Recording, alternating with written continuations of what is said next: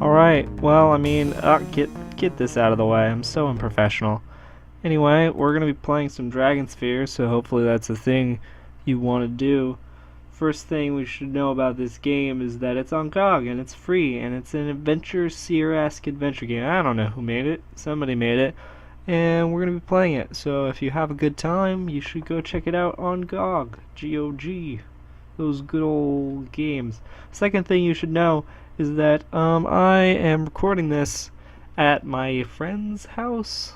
I'm staying with them for the summer because that's where my internship is. So him or his parents could walk in at any moment, and there'll be an awkward smash cut to later in the playthrough. So that's a thing that should happen, and you can judge me for. So let's have some fun. Let's play a game, I guess. Oh, I am a novice. You can actually mess this game up. So if I fail, then I mean you can play it or whatever. I don't care. The Dragonsphere stirs, my lord, Oh my and more God. powerfully than before. King's Quest era dialogue. Very well. Very well.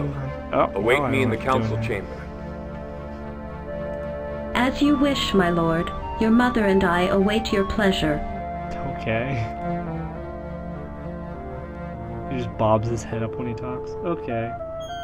Let's get the heck out of bed. Alright. Before you do anything at all in the morning, you always need a good wash. Now you feel better, you briefly consider shaving, but decide not to. You might as well get used to roughing it. Unfortunately, your valet is not yet used to his duties and forgot to leave a towel. He'll just have to air dry. For shame, valet. That might be important later. Oh, yeah. Your teacher of etiquette always said, "Do nothing in the clothes in which you sleep, except sleep." Despite the few exceptions you've discovered as you grew older, you found it pretty sound advice. Now, dressed in your King's Quest clothes, you feel ready for anything. What was it you meant to do next? Oh, there are so many options. Let us look at the tapestry. The royal crest of Clan Kalahak hangs proudly in the king's bedchamber as a symbol of authority and power.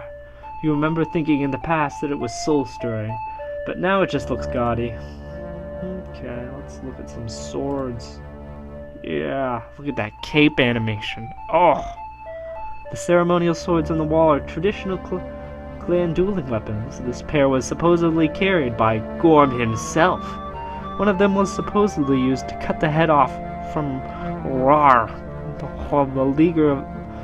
the leader of the Kilrathi invaders from the Southlands. Myth and legend, you are sure. There's a thing. Let's look at the plaque. Just look at all things. The plaques on the wall are clan symbols of those families who have joined the royal line by wedding the crown prince. Now that you are king, it's time to put the Finuel clan symbol, that of your wife, upon these walls. Alright. Let's... Oh, there's so many things. Take the swords. You don't need ceremonial swords. What you need is a good weapon. You know your father had an especially sharp and strong blade stored somewhere about. You'll have to ask someone where to find it. Look at wash bin. You notice with some embarrassment the splashes and soap foam you've left on the nightstand. Oh well. Sloppiness is one of the privileges of being king, and at least you feel clean and ready for your journey. Take it. It's not really yours to take. But you're king! Alright. Okay. Oh, what was that? Okay. Oh, looks like somebody's home. The heavy brass fireplace screen traps heat and radiates slowly to the room. It was a clever innovation of Nurtom's. Its flickering shadow hypnotizes you for a moment. Okay, let's look at the fireplace. Great fireplace provides most of the heat for the room, especially in the colder months. The fire must have been stoked recently. You probably... I had a peanut butter and jelly. I made it in the office. Sorry about that.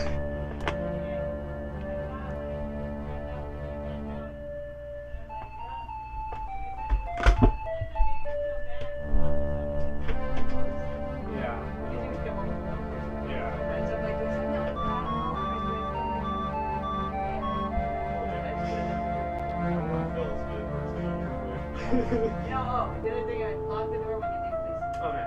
Because we go out through the garage. Oh. And I noticed this morning they were locked, I locked it, but. Yeah, so I think we yelled it. And his mother told me to treat him like my own son, so he was Peachy keen. Yeah. Sorry, Bill. Okay, so I think One of us man. now. I'll try making sandwiches again. Well, here's the whole sandwich. No, I know you are. Last night, I thought you were going to get up early. It was last night. I don't know if Bill wants ham and cheese sandwich or not, but it may be one thing to call him. Yeah, but the producer tells him what he doesn't want you taking. So I think that's right. So then I was big, he's coming to one. So then I ended up making 3 sandwiches. And then you left yours, and then anyway, so I was confused about the sandwiches because nobody followed my plan. So, but I'm used to that. So, that's okay. I just left it there for. I put it back in the fridge for you for tomorrow. All right, perfect. There you go. Let's get into that.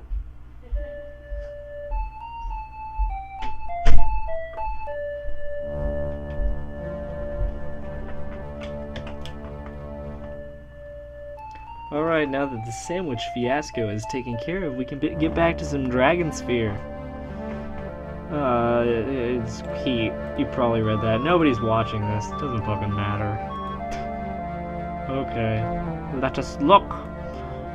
Look at the decoration. Clan symbols of families of sons whose married princesses and gone to rule the kingdom by Kalahak law. They must take the Kalahak clan name. The decorations are to remember the clan they once came from. Let's look at the robe. Oh, I walked to the robe. The royal seals of your office are to remain where they are until you have accomplished your quest. The crown is simple and unadorned. The robe is a shade of powder blue you wouldn't wish on your worst enemy. Let's open the chest. To do this, you'd... Alright. Why? Just why? You'd have to move the robe and crown, and you swore not to touch them until the matter of the sorcerer was finally resolved. There is nothing in the chest worth breaking now. Oh, breaking that vow. I thought we were just gonna break it. Oh, there's a book.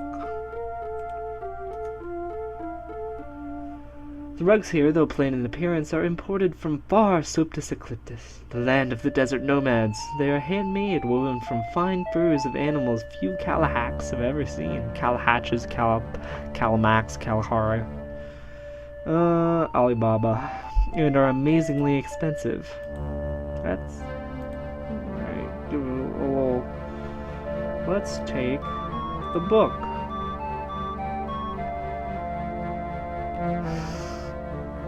It's almost a vow to succeed to leave it here, as if you were promising to return and continue reading it without interrupt. Alright. Let's open the book. Let's see if we can't. Alright, ooh. Fondly you leaf through the pages, skipping well-remembered verses like, "How do I love thee? Let me count the ways," and "Soft, what light through yonder window breaks?" You think of then of Fiona, your wife, and a tear comes across to your eye as you close the book. Suppose you will never see her again. I thought it was a vow you'd come back. You're gonna come back. It's gonna be fine. Unless I fuck up. Whoa, sorry. It's not PG. Oh, there's a bust. This is a strangely decorated room. The great plaster bust of Cal, god of the clans, glowers down on you from above. He was the mighty lord of earth and sky who battled the god of sea, Jesh, to preserve the land called Kalhak. They put a lot of effort into the backstory of this that I did not expect. Let's take the flowers. Giving her own flowers would be rather rude. Wait, we have to sleep in separate beds? The niceties of the castle protocol demand that the queen and king sleep in separate chambers, but you are married, and it is perfectly acceptable to visit. That's what the connecting door is for. The thought of your wife brings back in full force the magnitude of the peril you are in. You must defeat the sorcerer. You have too much to live for. Alright, let's go. Burp. Waiting at our pleasure. That's some malarkey. They don't have to wait for us. We're the same level as not. No, whatever. I don't even know what I'm saying anymore. You were never very good at heraldry, and now you can barely remember anything about your family crest or the proper terms to describe it. It's a crown. There's the gold crown on the lavender shield, and the demi-something of silver and I forget what that color's called on the sinister portion. Oh well. It's your official family crest, of which the crown is the unusual shorthand symbol. Why is that unusual? Oh, the usual. I think. I don't know. It's a long table. Let's look at this table. See. The long central table glows at night with soft golden candles, whose height you can tell the time. Oh, hello? Hey, Colin. You can come in. Sorry, good game. Also, I just wanted to make sure I extend this to you as well. I changed some stuff on the Pathfinder campaign, I'm thinking. I gave it a basically told Norman and Devlin, whatever the heck we want to do works. I mean, I was talking about the possibility of custom classes and stuff, so if you had any weird ideas that the Pathfinder system wouldn't cover, I'm willing to work it out. Alright. Just letting that, Norman's idea is a luck-based character, mage character. So there's no mechanic for that. We're gonna figure it out. Oh my god. Because I'm Plug it. so, Alright, I'll an update. think of something creative. Yeah, so whatever you want. Or you can go with the normal classes. I'll make sure you're balanced and have fun just as much. So, Swaggin'. yep. Alright, I'm playing Pathfinder with my friend, and he just said anything goes. Anything just off the wall, central table, glows at night. Cool. This is let's look at these axes. The axes are beautifully made of finely wrought metals. He once preferred them using Fiona's mother's name, thus insulting both your mother-in-law and the axes. Oh. And you can't help smiling whenever you look at them. Oh, this is an interesting tapestry. This scene depicts a famous hero or another, the trusty damsel who has supposedly saved his life several times. You have a strong affection for animals, despite the fact you've never owned a pet. I don't think that's how that works. What does invoking this do? Let's look at the signet ring. The royal crest is plain and unassuming, as royal symbols should be. The signet is normally used for signing and sealing documents, but this ring has a special power. When its magic is invoked, it will instantaneously transport you to the way station of Castle Kalahak. Wow. There's a sword here and a sword here. Let's take the sword and... a waste of your valuable time and energy to get this weapon.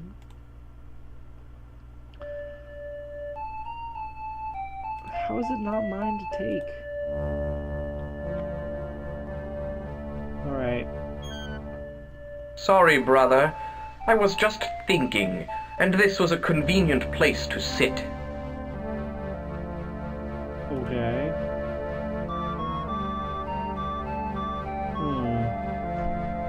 If I say this, he's gonna be like, oh, maybe you'll be dead. Let's just give him some smarm. Think nothing of it, brother. Then perhaps I'll sit there whenever I want. After all, the throne will someday be mine, Kalash.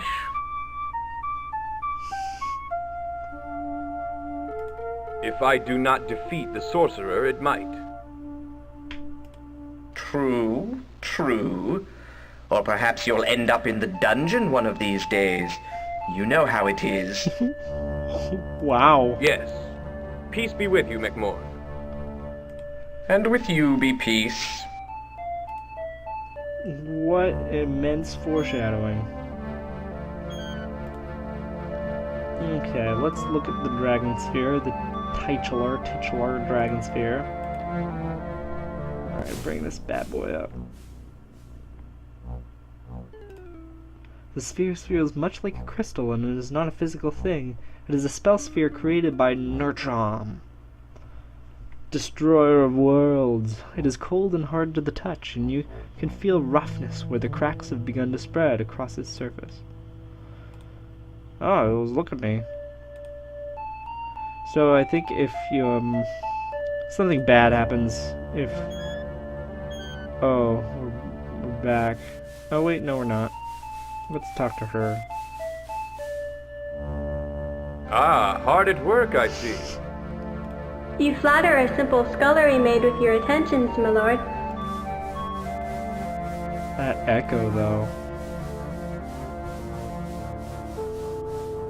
Just keep on scrubbing that spot.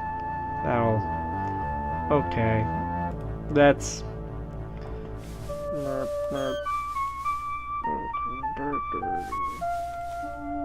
Oh, CD-ROM options. Let's save game. Let's save it as... I've done nothing but waste time. Everybody's valuable time. Okay, alright. I'll relax and go to the courtyard. Oh, I think we're supposed to meet them in some kind of chamber or something. They're awaiting our pleasure. Yeah, we're gonna go to the council room. You've seen the Dragonsphere. I pray you're not still resolved to go alone. I am. Tirnoch Bronway is deadly, my lord. Why not wait safely here? Hide from the sorcerer, or at least meet him on your own ground. If we wait, Sanhui will only become more powerful as he recovers from the spell of imprisonment.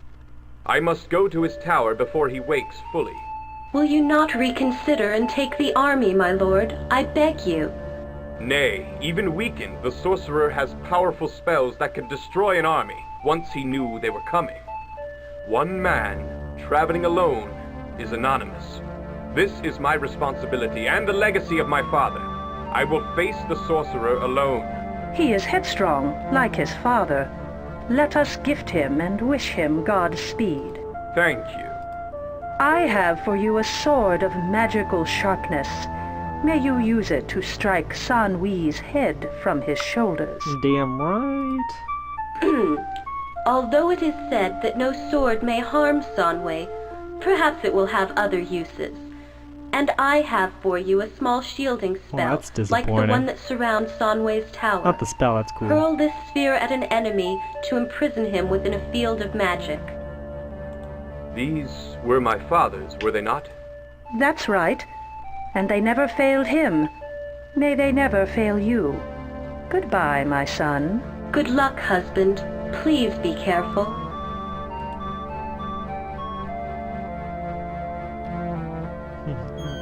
The tone in the castle is quite solemn. It's hard to tell who's on my side in these matters. You lift the sword, feeling its comforting heft. Well, actually, it's pretty easy to tell. But before attaching it to your belt, I think, anyway. As an afterthought, you flip your cloak over the scabbard, so that we don't have to animate the sword. since seeing the king armed as if for battle might alarm some people.